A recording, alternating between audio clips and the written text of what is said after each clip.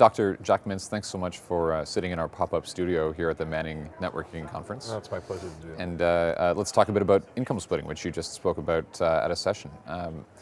A lot of the criticism of the government's income splitting proposal is centered on the notion that it favors high-income earners, and you spoke to that in the session.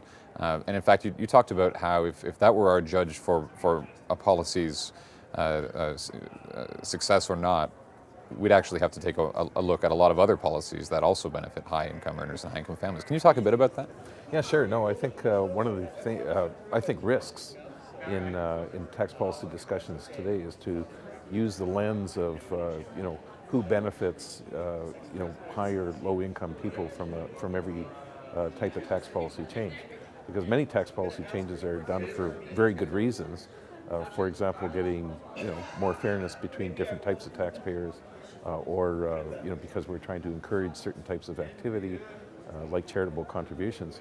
And so, if you look at, for example, the child care deduction, 60% of it is claimed by the top 25% high-income households in Canada, the top quartile.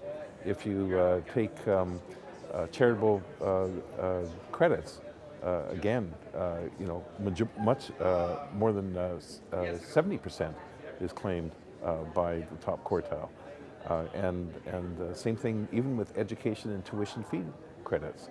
They tend to go more to the top income groups than lower income groups.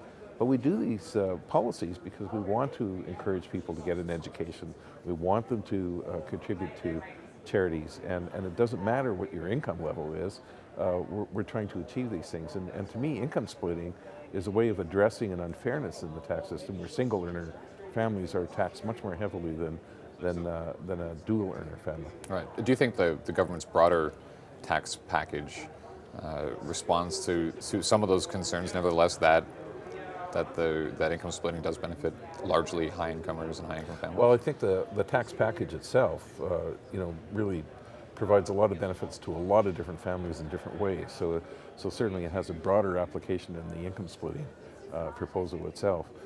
I'm just trying to argue that income splitting itself was quite appropriate to address, because right now there's a lot of high-income families through their business and investment income can do a lot of splitting of income, and why can't we let the poor worker, that policeman, that teacher, that social worker have an opportunity to split income as well when it comes to their labor income? Sure. Can you talk a bit about the splitting that is already allowed and that CRA, the Canada Revenue Agency, sort of accepts as perfectly legal, perfectly acceptable? Well, it's perfectly legitimate. So let's, to give an example, let's say if I wanted to split some income with my wife, and if she does an investment, I can lend her the money.